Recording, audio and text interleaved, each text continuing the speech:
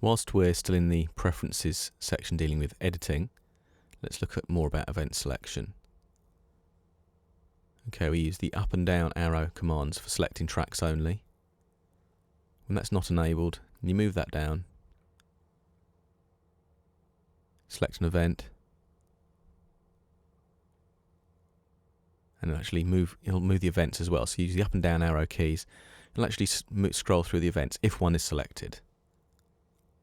Now if we go back to the preferences command, say for selecting tracks only, you can select an event, you can still move up and down through the tracks. Now there are times when you want to do that when it comes to editing and things like that. Keeps it simple. Okay, so now File, Preferences.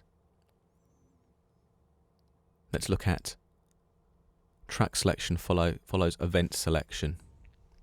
This is kind of the converse of the same thing. So you just click on an event and it follows the track. You choose an event, it follows the track. We disable that. We can select any event, the track doesn't follow. Back to File, Preferences. Quick zoom. Now, if you're running out of steam in terms of the CPU, this might save you a little bit. Notice how when I zoom there, it just blanks the events and then redraws them once I've chosen the final zoom level. If I unclick that, it redraws it continuously when you're moving in and out, when you're zooming in and out. So it might save you a few CPU cycles. It can help on some older processors and graphic card combinations. Right, now we come to drag delay. Now that just determines how long it waits, or Cubase waits, before it allows you to move an event.